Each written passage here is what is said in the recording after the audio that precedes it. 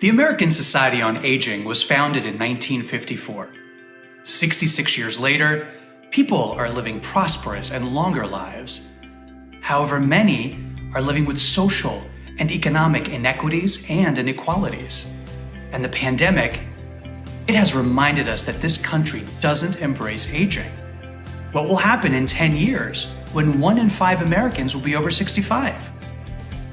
The American Society on Aging is transforming itself to tackle the challenges and invest in the opportunities that this demographic change will bring. The new ASA reflects our year-long programming and meaningful membership experience. The new ASA reflects our commitment to unite, to empower, and to champion all of you. But most importantly, the new ASA reflects our optimism for the future of aging. On behalf of everyone at the American Society on Aging, I am proud to introduce you to the new ASA. Learn more and join us at www.asaging.org.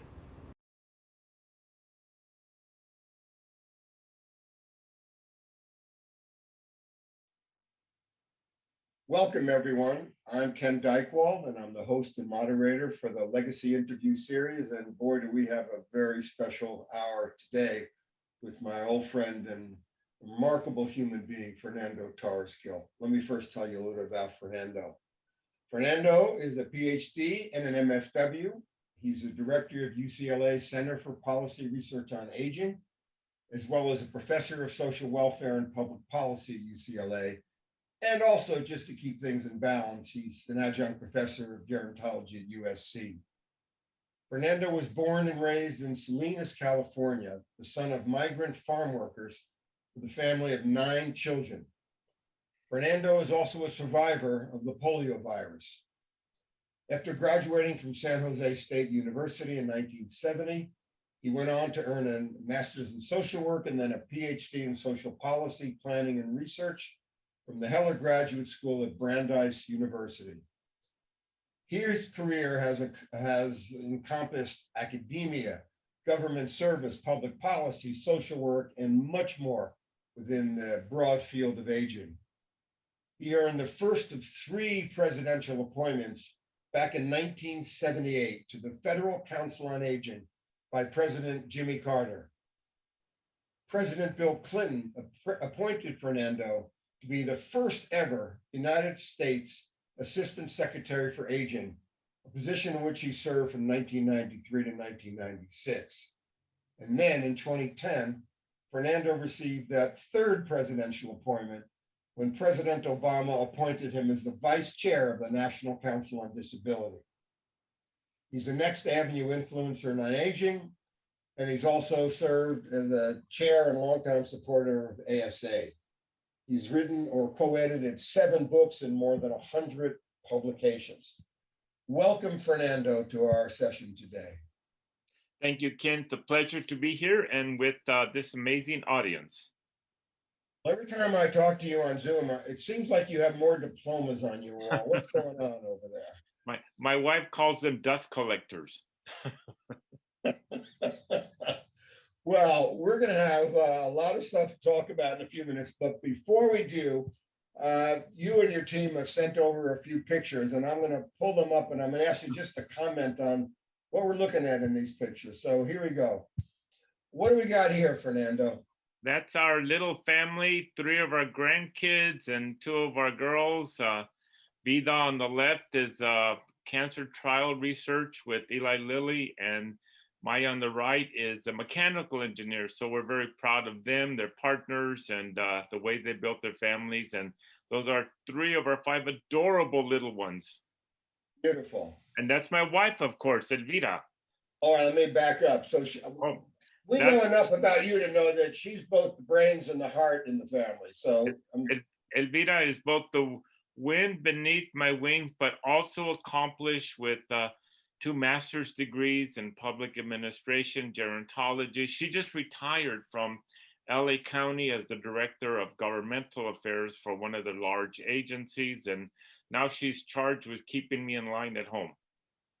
Quite a tough assignment. So who are these attractive and wonderful looking These, folks? And these how come are they're all sitting around you? Are you the big deal in this picture or what? What do we got here?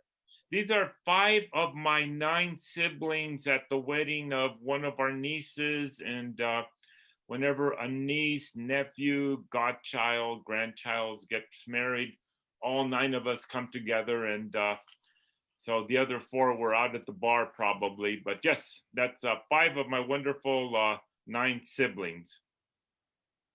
All right, now we're going backwards in time. This is one of many moments you and I have had together. I think right in the middle, that's Rhonda Randall, who was the head of, she was a geriatrician and the head of medicine for United Healthcare. But what do you remember? Who else have we got in this picture here, Fernando? Well, it just certainly Ken and Ariana Huffington, and that was just a great event.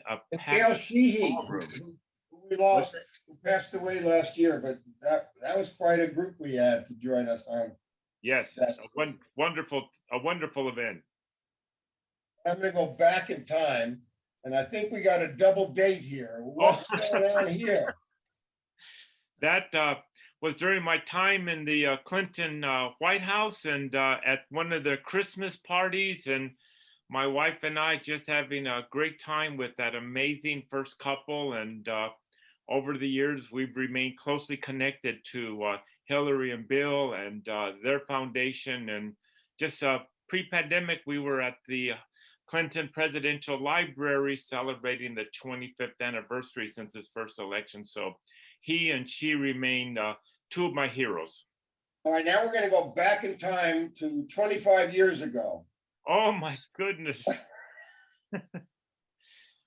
This was a panel, a keynote at ASA, and you and I on either side, and we got Betty Friedan and Bob Butler. What was it like for you to be with people such as Betty and Bob? Well, you know, Betty Friedan and Bob Butler, they're the true giants, both whether it's feminism or aging.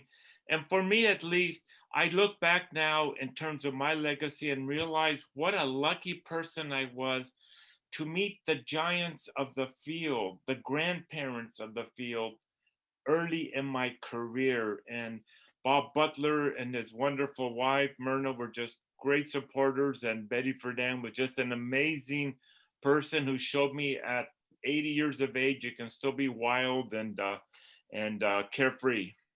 Okay, I've got another picture that goes way back in time. Oh.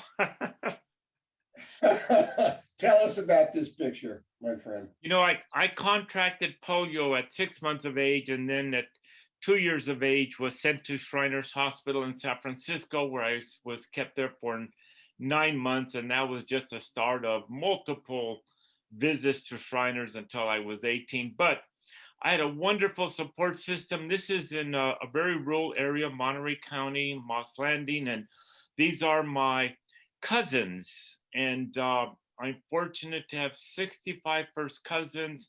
I grew up with them. They watched out for me.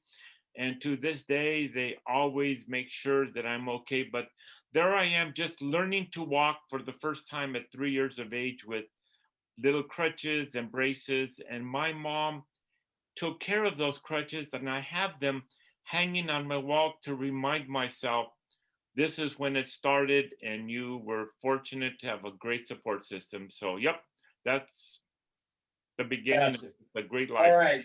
So we're going to jump into, I've got 3 categories of questions. One having to do with your origin and your work, the other, the field of aging. And then since you're now, what are you, 73, I think?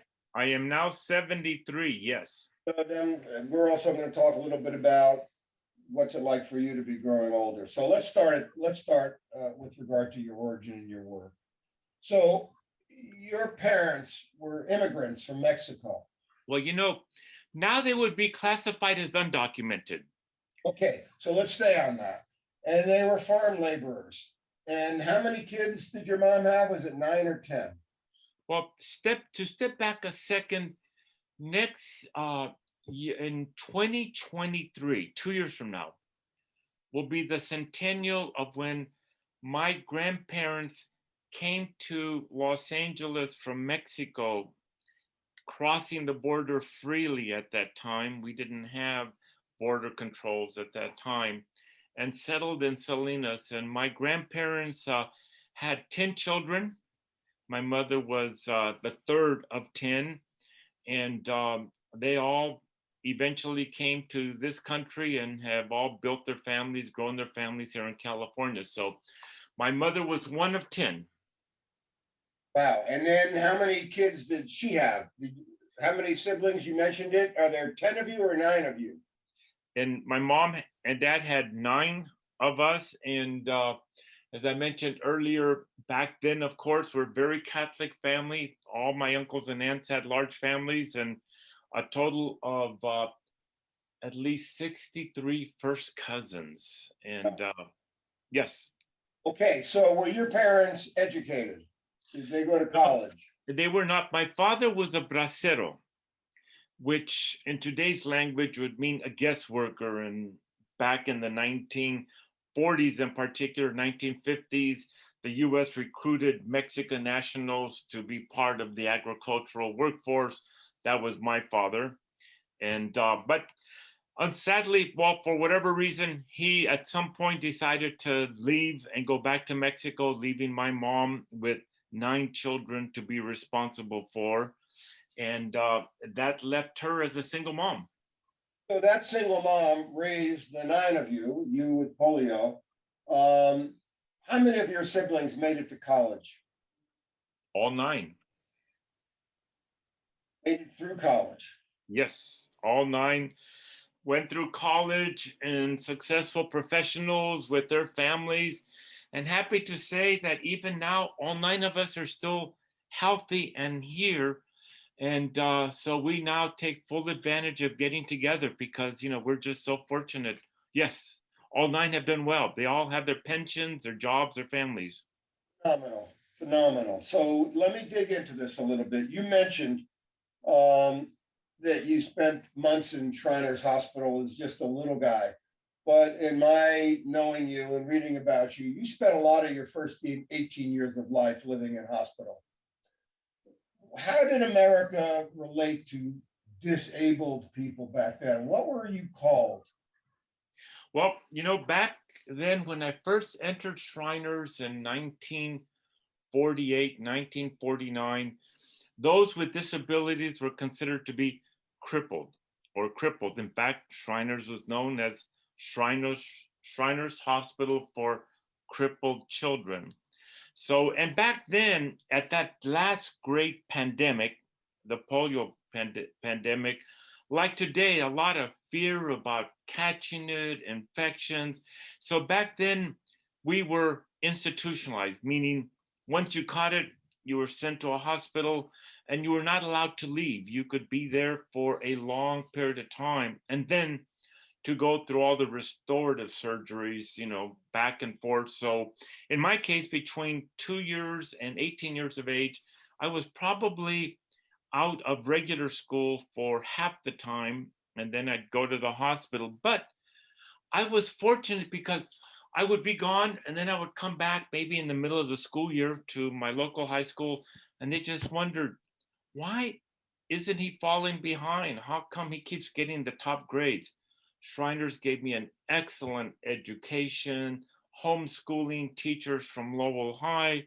And so we got a tremendous socialization education at Shriners, even though we were institutionalized, meaning we could never leave the hospital during that period of time. Let's drill a little bit into the idea of education. Education has been one of the key themes of your entire life. I mean, here you are, a young guy growing up in a tough situation, worked your way through college, graduate school, professorships, leadership in universities. Why is education so important, and who instilled the importance of that in you? Well, let me step back a second. You know, first, in terms of education, I've been aging with the disability, but it's good to note the evolution of public policy and aging. Up until the mid 1970s, if a kid had a disability, whether it's physical, visual, hearing, etc., you were segregated into what they called then MR classes, mentally retarded classes. Disabled kids were not allowed to be in mainstream education. And that was before the Americans with Disability Education Act, which I think was in 1973, which finally required mainstreaming of education for disabled kids. But in my time, my mother, a great advocate, pressured the principal, the school, and the school district to let me start my elementary school, even though I had crutches and braces and was clearly disabled. So I was the first kid that kind of broke that pattern in my hometown of Salinas. So the good news is I got to be with all the other regular kids. The tough thing is I was different and alone. And that certainly influenced, I think, my resiliency and my focus on. I'm going to get to that. Let me ask you a question about this.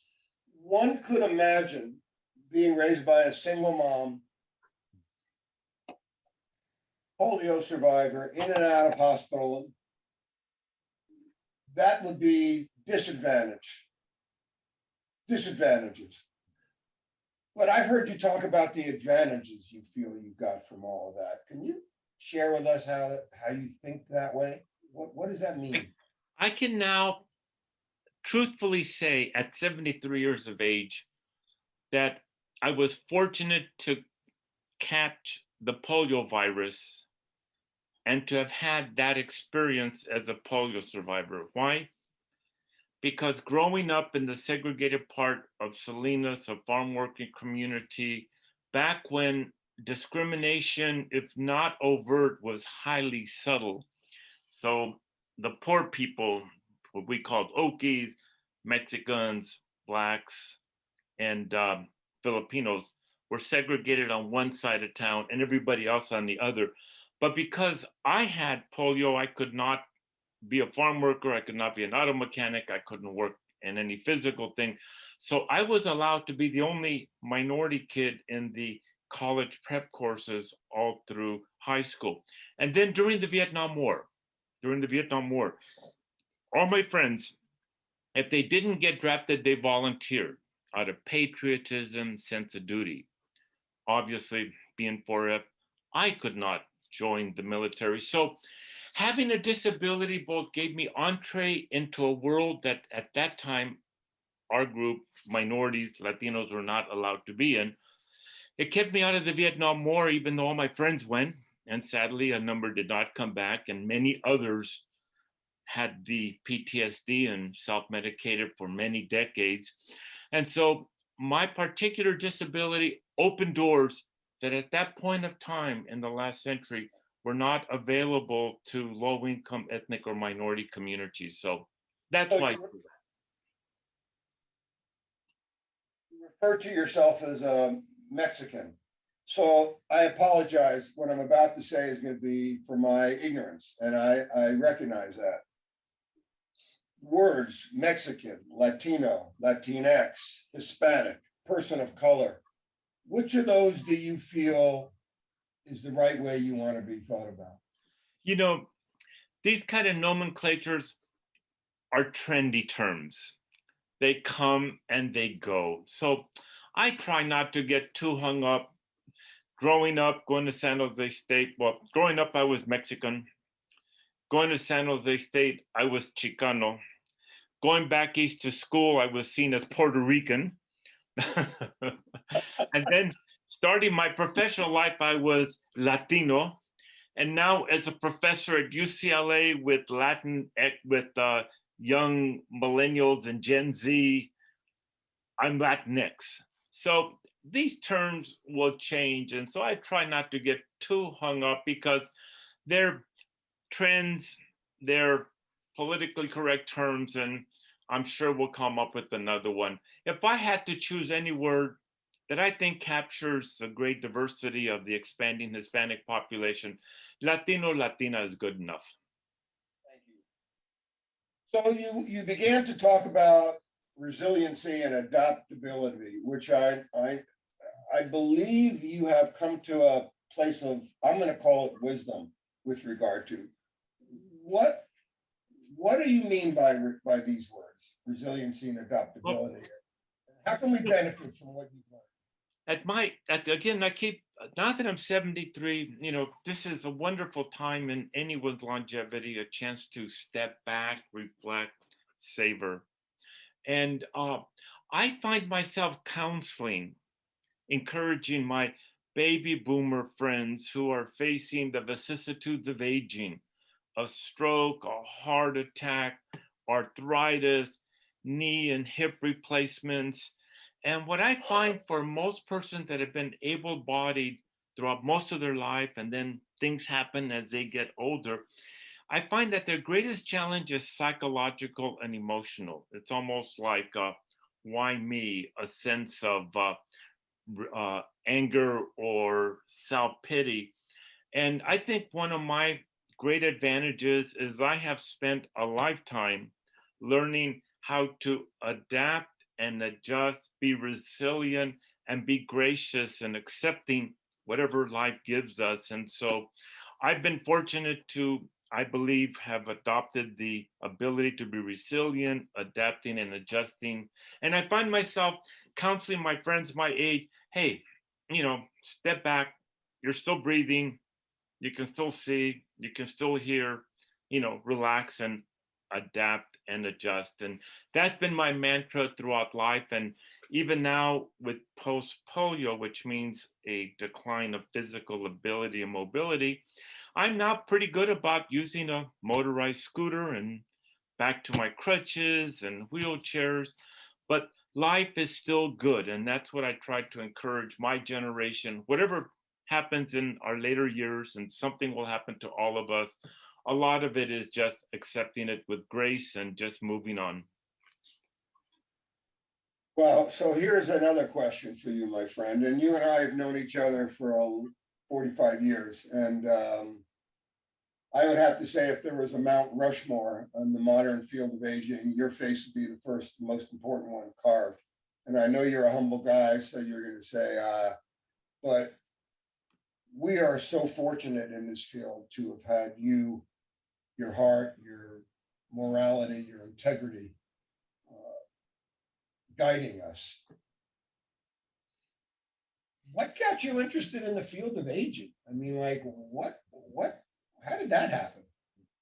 Well, if I can use this opportunity, Ken, to also give a brief kind of overview of the evolution of the field of gerontology and geriatric. But answering your question, back in 1971, attending the 1971 White House Conference on Aging, having no idea what this field was all about, but there because I was part of a student group from Brandeis, a Heller School, I was introduced to this fascinating field of aging and gerontology. But back in 1971, it was still a relatively new field, although having been born in the 1940s and 1950s.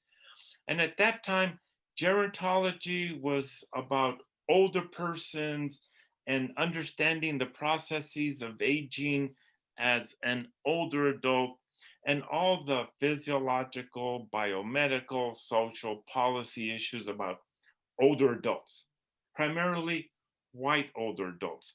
And so the great giants of the field, like Bob Butler, Robert Binstock, Maggie Kuhn, who I met back at that 1971 White House Conference on Aging, were creating the gravitas and the respectability that gerontology and geriatrics was a legitimate field of inquiry. And so that was the first stage. And I had the great privilege to meet these people and move into the field at that time. The next phase, which reflects my involvement in the field, was to begin to recognize that aging is highly heterogeneous, meaning we all age in many different ways. And one of the great differences has to do with gender and diversity and race and ethnicity. So I took great pride in being the first to do studies on Hispanic elderly.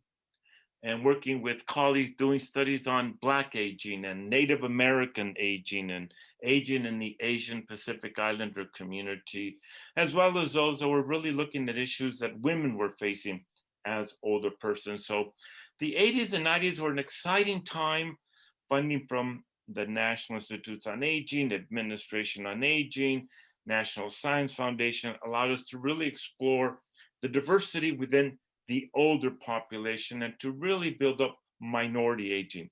Folks like Percival Stanford were one of the great leaders in promoting minority aging. So through the 80s and 90s, my research, my advocacy, my involvement, whether as staff director of the House Select Committee on Aging or working in the Carter administration, were all about what does it mean to be older and be diverse.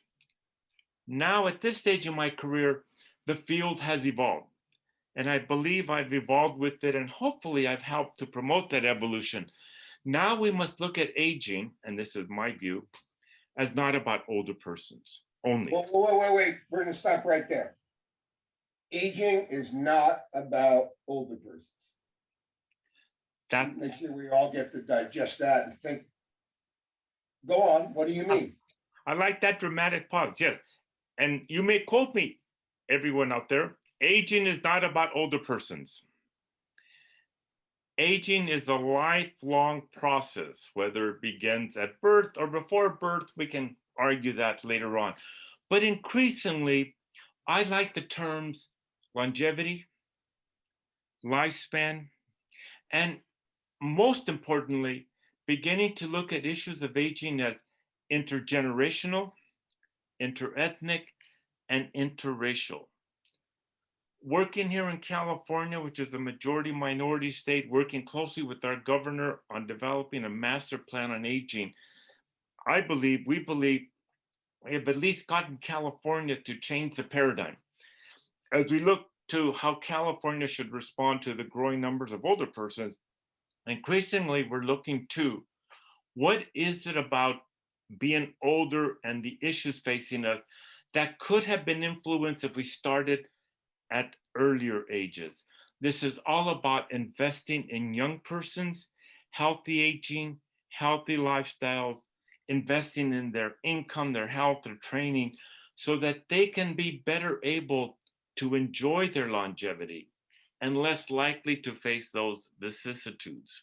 Okay, so I'm going to ask you, we're going to drill down on a number of these themes. And by the way, thank you for sharing with us your continually evolving perspective. Let's stay in the aging field for a second. When you were appointed by President Clinton, my mom and dad had reached Medicare eligibility age, and I called you up and I said, Fernando, I don't think I can understand Medicare and all these choices and supplement and advantage. Can you explain it to me? And you said, you cannot. Then recently you and I were talking and you said, here you are in LA County and there are so many aging services and disability programs. It's like a big bowl of spaghetti. How is a person to work their way and figure out what's right for them? Do you feel the aging field is user friendly? No, it is not easy to figure out what among the proliferation of programs, services, public benefits, eligibility criteria, it's not easy, and it can be quite daunting to figure out where to go, who to call, and how to be eligible for the many things. It's like, the good news is that we have, over the last 50, 60, 70 years, created a whole set of programs and services that can benefit older adults. The not so good news is that they've all been developed independent of each other. So it's a fragmented, categorical set of programs. We never began with a universal, comprehensive system of health and long-term care, for example. And when I work with my foreign students, especially from the Asian countries, whether it's Taiwan, China, Japan, they're now trying to build their system. And those from China in particular would come here and say, we want to learn how the US has developed their programs and services and policies. My first response is, learn what we've done right, but also know very clearly what we have done wrong. And we started with a fragmented system that's become more complex. So it's difficult for anyone, especially if you're disabled or you're sick or you're isolated, to access these services. Why did they develop so siloed? Like why? Well, and that's where I learned from Robert Benstock and from political science and the politics of aging. With few exceptions, all the many programs, whether Social Security, Medicare, the Older Americans Act, Supplemental Security Income, disability insurance, whatever, and we have so many, or the volunteer programs, they're based upon what was called in political science interest group politics. A group gets together, they feel their needs aren't being met, they organize, they pressure the political system, their members in Congress, the media, and eventually, and this is the way democracy works in this country, with the right type of advocacy and pressure and interest group politics, they get a particular program for their particular advocacy needs. And that's good. But of course, it's done independently. And I believe that's what the aging of the baby boomers will be about. Growing disenchantment that even though there's a lot out there in this social safety net, it's difficult to figure out. And even as a gerontologist, when I have to help friends and family with eligibility for dual coverage and Medicaid and Medi-Cal, that's a tough one to figure out. And so let me stay with you. And by the way, I could just listen. I have, but I could listen to you. But I'm going to keep sliding in some questions here. You just referred to yourself as a gerontologist, and there are some people who, Bob, for example, Butler, was not a geriatrician; he was a psychiatrist. But he felt that the field of aging is a hybrid field. So one could be a psychologist, a social worker, urban planner, and think of themselves as a gerontologist. There are other people who feel that gerontologists are those who have gotten particular degrees and certification. What do you think? We can benefit from both approaches.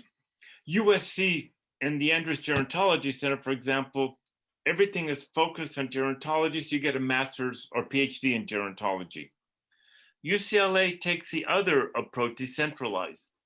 We don't have an aging institute, but there's aging emphasis in all aspects, whether it's health or professional or whether it's undergraduate education. So in fact, both will work, and we need both. We need those who are in other fields, but understand and make it a point to be educated about issues of aging. And then there are those that we do need to specialize in gerontology, geriatric. So I would suggest it's not either or.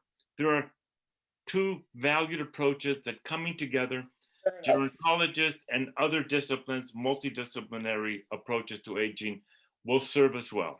Okay, one more question about the field for now, and then I'm going to dive into some other zones nearby. So these interest groups, and let's assume that they're all high-minded and well-intentioned, but then you've got all these different siloed programs with funding running this way and that way, and who's for this and who's for that. If you were to step in right now and clean it up, make it better, easier, more integrated, more efficient, more able to be used by people, what are the changes you would make? Briefly, just tell me what the main ones would be. Well, I'll give you my platform. But it's not going to be revolutionary so much as it will be structurally incremental, and forgive those kind of clumsy terms. First of all, let's recognize the system we have, which is the non-system, it is what it is. So we have to work from it. So I would expand Medicare as a basis for Medicare for all, to finally expand universality of healthcare coverage. And that can be done by both lowering the age of eligibility from 65 to 55, for example. So that's one approach. Social Security. What we find now is a guaranteed minimum income, especially during this pandemic, actually works. So Social Security should enable and have an added piece to it that provides a minimum guaranteed income for all persons below a certain income or poverty level. That has made a big difference in this pandemic. And then thirdly, one of the great missing pieces in this mismatch of programs and services is support for caregiving, home, and community-based long-term care coverage. That can be part of Medicaid. So in fact, we can build from the programs that we have.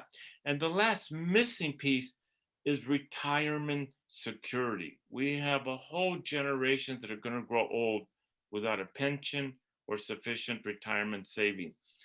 Having a national system of retirement savings, mandatory savings, can begin now. So I would suggest those elements for expanding public policy.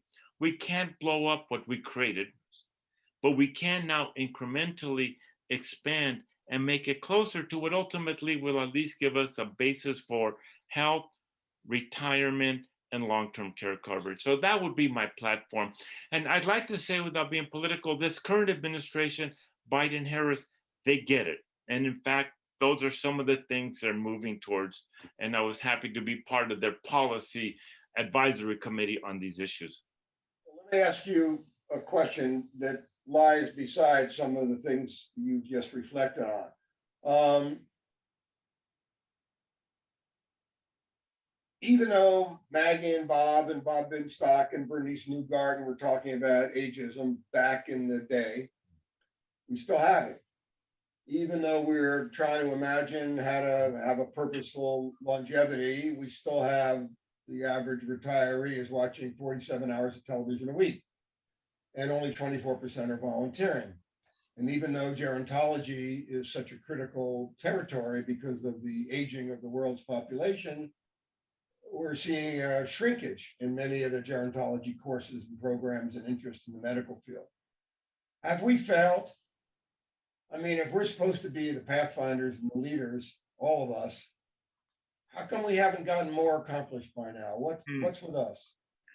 Wow, maybe what you're asking is, why hasn't the disciplinary side of gerontology and geriatrics gotten more traction in expanding and making our field mainstream? And in fact, what you've laid out, Ken, sadly, there is truth to it. It's hard for us to get students in social work or urban planning or even nursing at UCLA to take an interest in gerontological social work, gerontological nursing. I'm not sure we have failed. It's that maybe too many of us are in denial in the population. However, the other side of the coin is the private sector, I believe, has taken a greater interest in aging. And I think much of that is because it's a market. It's selling goods.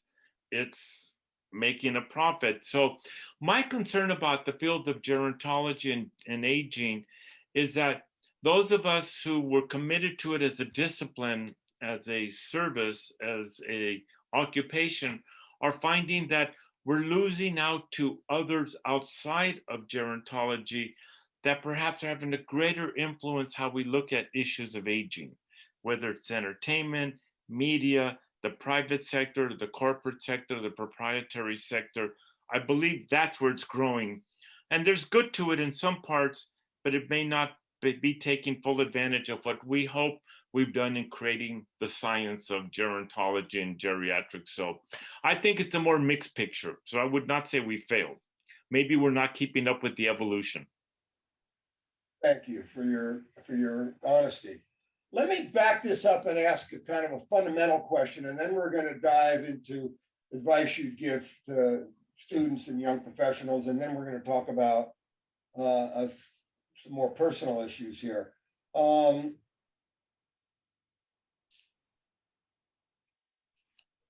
Couple of simple things. When do you think people become old? If we're not back in the 1930s or in the 1880s. what's the age at which you think people become whatever old is today? Well, the cute response is people become old that are at least 2 years older than me. I mean, that's always the cute response. By the way, do you think of yourself as old?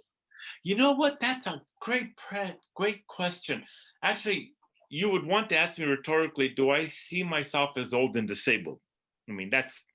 Go ahead.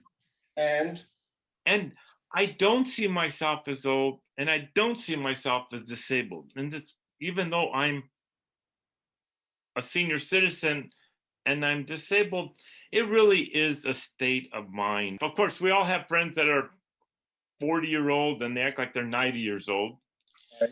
And we have friends that are 90-year-olds and they act like they're 40-year-olds. I mean, it really is a state of mind.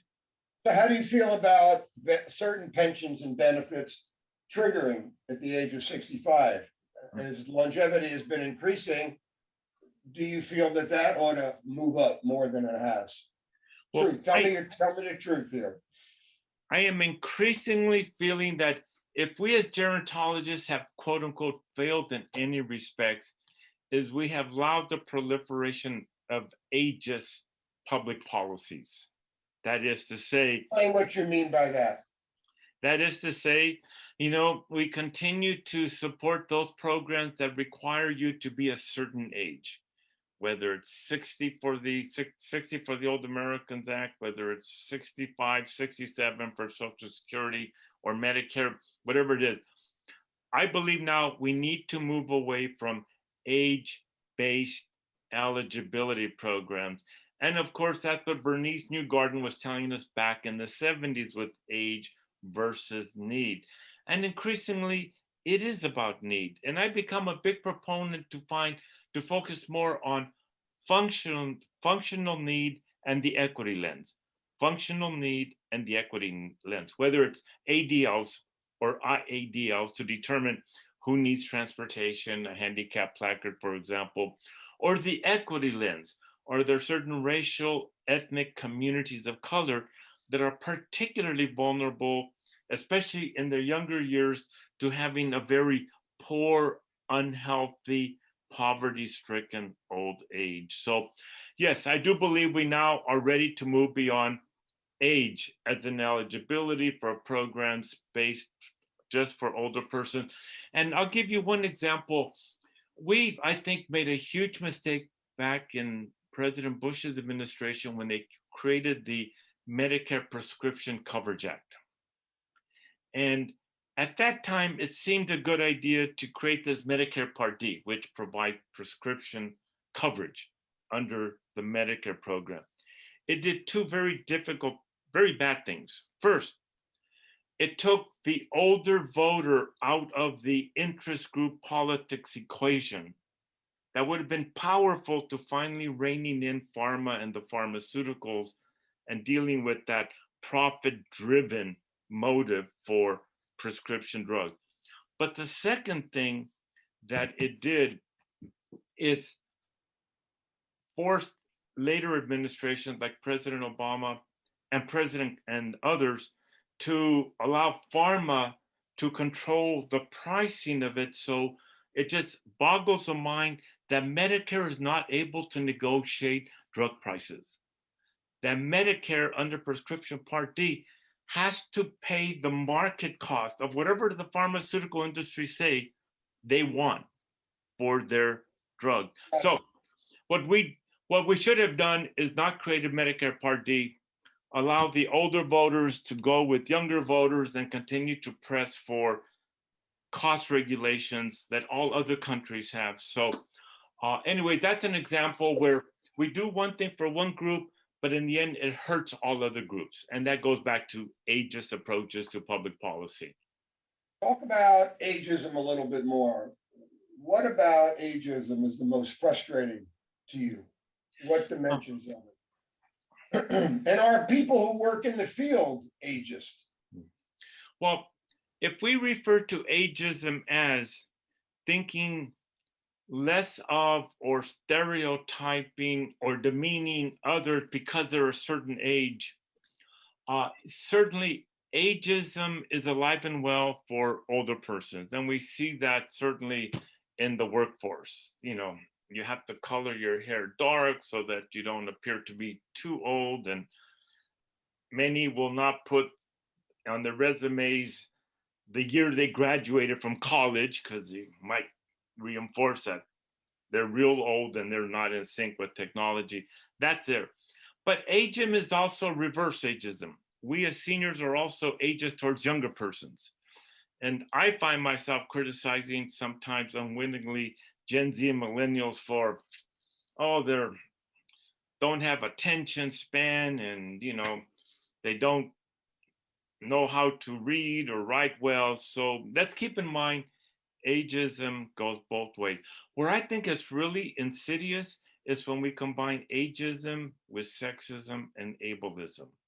That is to say, sexism and looking down on older women, and then looking down on those growing older with a disability as not being fully appreciated in society. So isms is a more complex things. We all face it. But please. Let me ask you about that. I ask you, and this is the personal you, not the policy you. You've lived 73 years as a Latino man with a disability, battling for the needs of older adults and frankly, all people. What's with us as a people that there's so much prejudice and so much discrimination and so much disregard and disrespect? I mean, what's going on? Why is so much of that prevalent? That's such a big question. And I guess I hesitate trying to give an answer when so many others far more learned and expert than You're dodging me. You're dodging me. What's that? You're dodging the question. I'm dodging the question because I will give I'm dodging it because I'm not an expert, but I do have views. And I think your main view. What drives all this? Particular views. Well, I'll step back a second. You know, increasingly, I tell my students, the older that I get, the more I realize I don't know. And so that's the only reason I hesitate sometimes. But why is it that our particular society in this country, why is it that we have such ignorance, or we're willing to stereotype others? You know, what is it about us? You know, I would say in part because we've allowed our society to become increasingly balkanized, certainly by income. That's income disparity. Balkanized by professional status, balkanized by retirement security. And I'll just give one example. We no longer have a draft. You know, we have an all volunteer military. I believe we need to go back to some version of a draft, not necessarily that you have to join the military, but that you have to do some type of community service.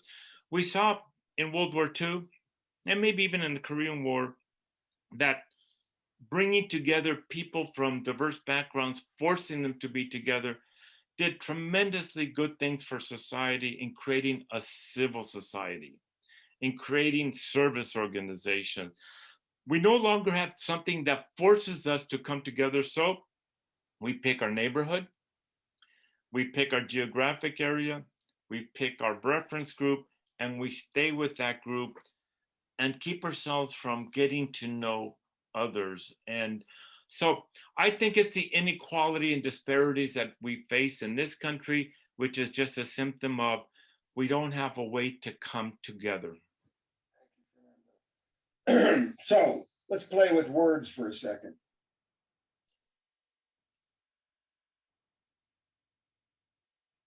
Some people like the word senior, some people like the word elderly, some people like older adults, some people like elder. Where do you gravitate? How do you want to be thought of? Do you think of yourself as a senior? I think of myself as being pretty cool. And you know, just last night, for example, just last night, for example, I went out drinking with some friends in an outdoor patio. You know, we don't go indoors. And these were guys in their 40s. They like to hang out with me. And I like to go out and be with young people. And in this outdoor place here in Highland Park, a section of Los Angeles, it was all 20 and 30 something year olds. And, you know, I'm there interacting with them, joking, laughing, because, hey, this guy that seems to be old and disabled seems to be pretty cool. But I think the real thing is I'm allowing myself to reach out, to experience, to appreciate a different subset of the population. You know, it really is true. The older we get, the more inclined we are to isolate ourselves, to make our world smaller. And I hope if I can be any useful kind of example, even with my mobility limitations, even with my disability, I now have to use crutches and a wheelchair, etc. I make it a point to make friends in different venues, and in this case, with younger persons. I continue to reach out, and I hope all the rest of us at this stage in our lives will try to resist letting our worlds get too small and becoming self-isolating. All right, so we've got a little less than 15 minutes left, and I've got a handful of questions that I want to make sure I get to ask you.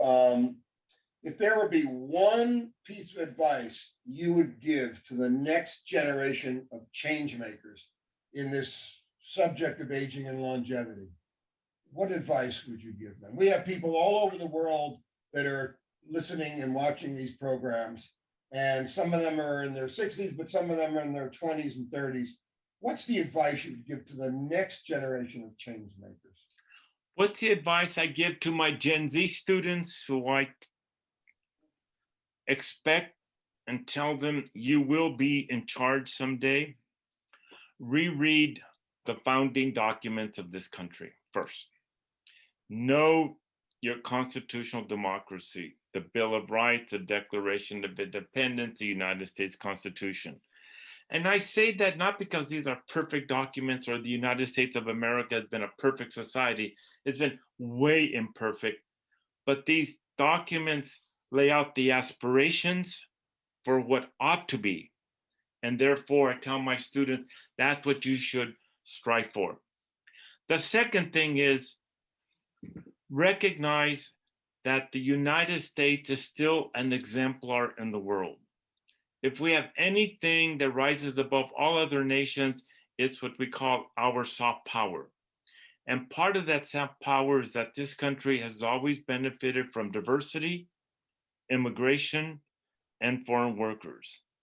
And now that the United States is becoming majority minority, as we see in California, I tell my students, you need to demonstrate to the world that the rest of the world need not fear diversity and immigration, that in fact, it can make a nation even greater.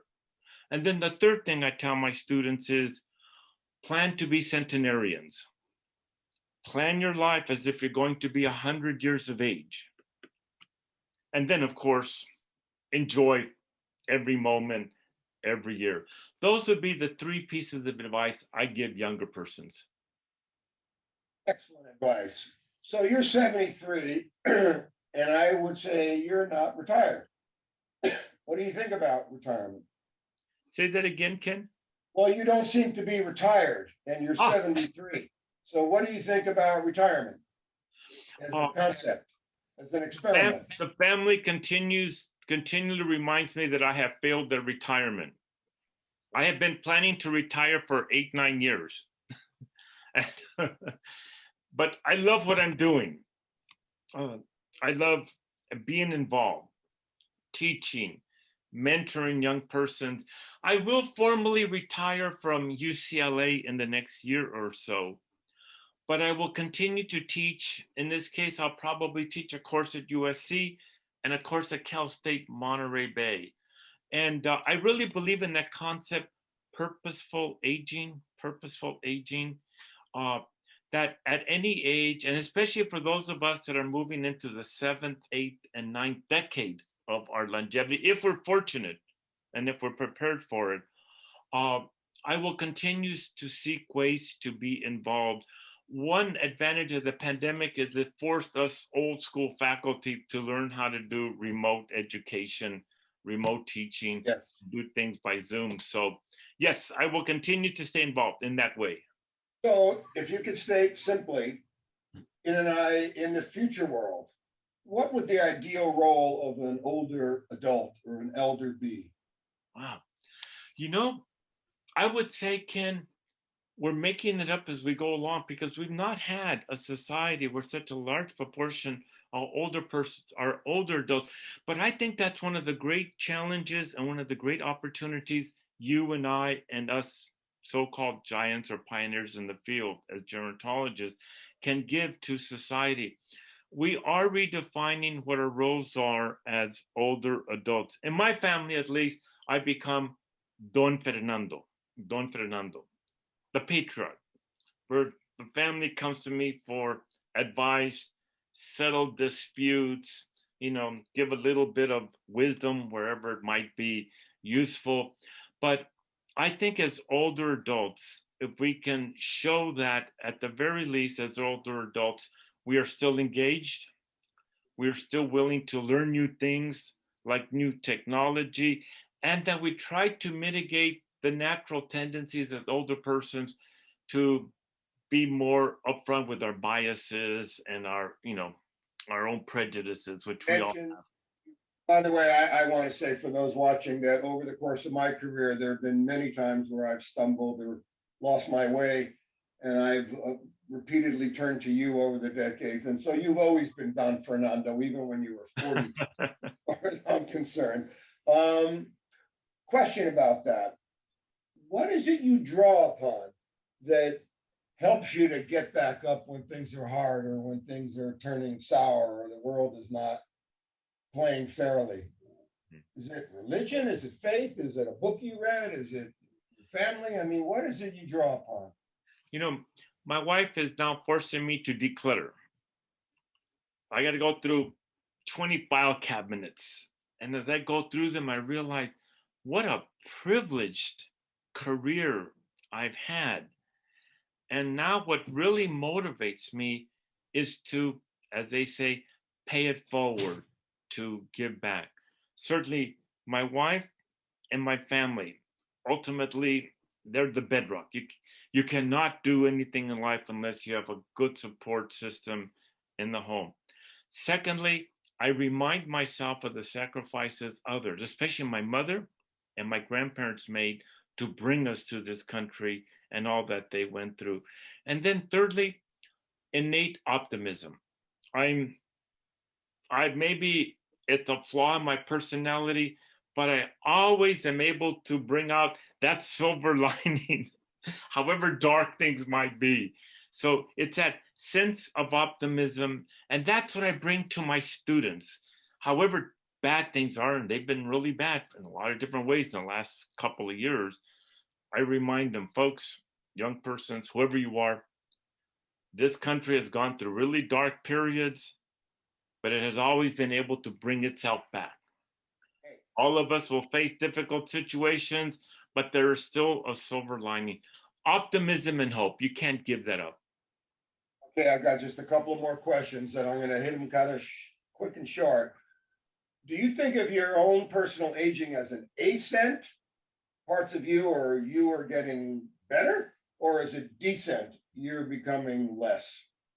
Physically, it's a decline. Emotionally, it's an incline. Do you believe that you're a wiser person now? We talk about wisdom from time to time, but do you feel the buds of wisdom now that you're in your 8th decade of life, or still looking for some? I don't like to use the word wisdom because, as I mentioned earlier, the older I get, the more I realize I don't know, and I certainly don't understand a lot of the things that young persons take for granted. But I do feel more at ease and at peace with what I've experienced and overcome and can share with others. So I would say I'm feeling more at peace. Maybe there's a little bit of wisdom, and if there is, I'll try to share that. Two last questions.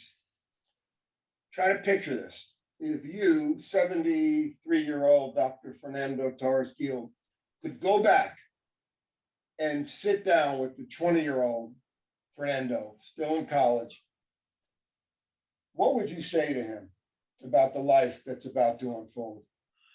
I would say to 20-year-old Fernando, way back then, graduating from college, Fernando, the smartest thing you did was to listen to older persons and take their advice seriously, and to have taken that road less traveled. And that's what I tell young people now. Yes. So my last question for this visit, my friend. Great Imagine question. it's many decades from now. I'm gone, you're gone, all of the interview people in this program we're gone. What is it you'd like for people to remember about you or to say about you? Fernando, he was.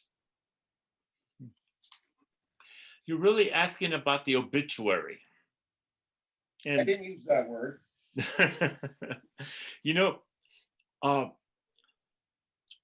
my wife and I, being good gerontologists and planning ahead, we've already done our end of life, and I already have what will be on my headstone. And there's a quote. Which is what? What is it going to be on your headstone? Well, and it's going to, for all those who want to visit me, when my time comes, I'll be in Moss Landing, California, which is on the Monterey Bay. And in the headstone is a quote by T.S. Eliot, and I can only paraphrase. We will search and seek until we have finished seeking and return home and know the place for the first time. So we will use our lives to explore and have all these adventures, and always eventually come back to what really matters: family, friends, and good health. And I think I've come back to that. And so it makes life worth living. And whatever happens in the years to come, I'm grateful that I have that much: family, health, good friends, and I really appreciate where I come from. Well, I'd like to say in closing that I've had the good fortune of meeting lots of interesting and, I guess, important people, but there may be nobody who I have greater regard for as a visionary, as a decent, caring, loving, wise human being in this field of aging and all the related connections than you, my friend. So thank you for all that you are. Thank you for all that you continue to do and have done. And thank you for being my friend. And thank you for aging gracefully alongside me, my dear friend.